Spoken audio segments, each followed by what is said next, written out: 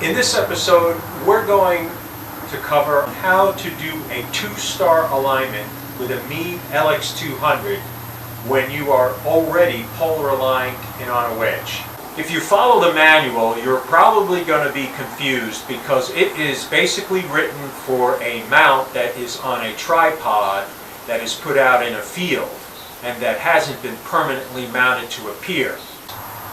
They tell you to put Polaris in the center of the field of view after putting the telescope in the polar home position. However, if you are already polar aligned through a drift alignment or some other method, it's impossible to get Polaris in the center. Then when you slew to the 1 star, the sky model will be off. So there are a few steps here that you won't need to take and some that you do need to take. The first thing you do, you turn the mount on, and you can see like it's already like pitched a little bit because it does its calibration for the so-called smart mount mode. And after that, what you want to do is you want to wipe out anything that is already on the mount. And the way you do that is you don't park it. So you turn it on. Let's say you parked it. So you turn it on, and now you're just going to shut it off right there. Now because we didn't park it, the model that was in there is gone. It hasn't been saved. So that's going to get you a clean slate. If you had a cold shut it down due to, let's say, the declination weight was going to hit something or something went amiss, which is pretty common with this mount, at least that's been my experience, then you won't have to do what I just did. So that is to turn it on, let it do its calibration, and then just shut the thing off. Okay, so now that that's done, so we're going to zero this out on the bottom and then restart the thing to do a 2-star alignment. So we'll get this zeroed here on the bottom, and that's nice and zeroed. So with the telescope parked in its normal park position manually, remove the star diagonal and the camera from the telescope.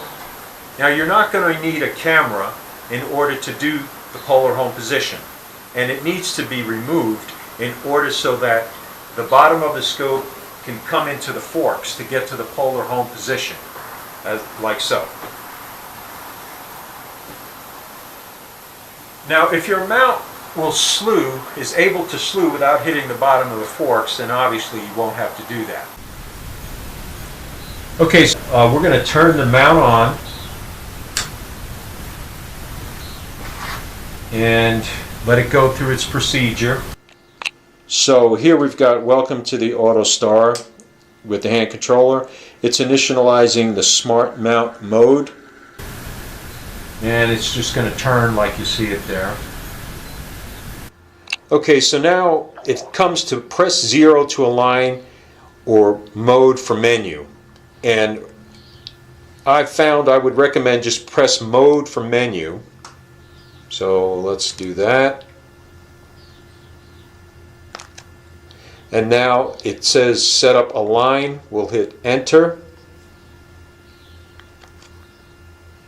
And then we're going to pass the easy and scroll down to 2-star.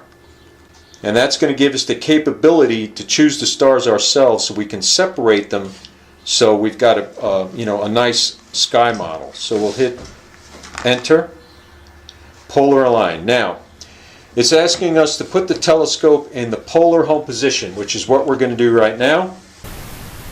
And we'll do that by zeroing out in azimuth and using the hand controller 90 degrees in declination, and physically unlocking the mount to zero out in right ascension. And turning it 0 to there's a little tick mark, and you align all the tick marks up to 0. And then we're going to use the hand controller to turn it in declination, which is usually the up and down arrows here. And you move it to 90 degrees on the other side. And that should correlate with your latitude. So in other words, the optical tube assembly and the forks should be running parallel to each other.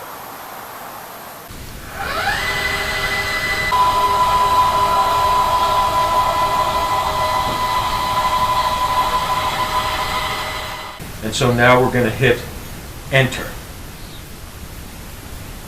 And now it's going to take a GPS fix. And from there it should slew to a star. And if you don't like that star, you want it spread out, you can select the one you want by using the up or down arrows on the hand controller. So it's selected star, it says Albireo. Go to your planetarium program and see where Albireo is, because what you want is a nice separation on both sides of the meridian. And if you don't like the star, then you're going to select up or down to choose another star to where you can get a nice star, to get the first star to get a good separation. The first one you're going to pick on the east, and the second one you're going to pick on the west. And you want to pick them kind of like, you want to avoid the zenith, and you want to kind of get it about, oh, I don't know, 30 degrees or so. So we're going to select Albireo at a good position, about 30, 40 degrees on the east side of the meridian. So we're going to hit enter, and now it's going to slew to Albireo.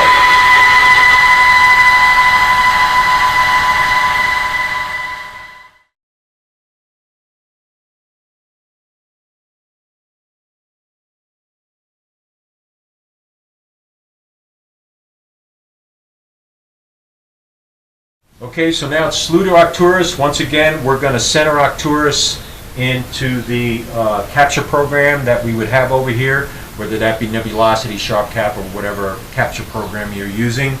And once we get it centered, we're going to hit enter, and that should complete the 2-star alignment. So we'll hit enter, and it's calculating, and now it's telling us that we're less than 5 arc minutes from the pole. And you can pretty much ignore that. But your sky model will be compensated for the offset, and you'll find much, much better go-to tracking as opposed to a 1-star. Now I noticed that when you do a 1-star alignment, you don't get that reading, at least not that I recall. Do you remember that? Okay, so that's the problem with a 1-star. You do a 1-star, it's really not enough for it to triangulate. And so, but with a 2-star, stars that you choose yourself, easy one, it's not as good as the ones you choose for the reasons that I explained, that you can get them spread apart nicely in the right part of the sky and avoiding the zenith. I've noticed that sometimes it chooses Vega, and Vega be right up at the zenith, and that's really a bad place to do an alignment star, but it chooses it anyway. So do the one to where you get to choose it.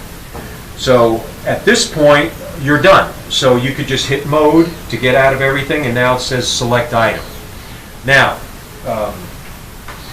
I just want to go over something in the beginning. When you first do that, put it in the polar home position, it's going to tell you to move the wedge and all this stuff. Forget all of that. Just ignore it, because with this scope, this has already been drift aligned. It's already on the pole, so we don't need to be moving this. In fact, you can't get Polaris in the center because we are on the pole. The pole, as you know, is a little bit off Polaris. So just ignore all of that and just hit enter, and then it'll go to choosing a star, and you do that simple routine, and that should get you what you need. Good luck, clear skies. Richard Walker signing off.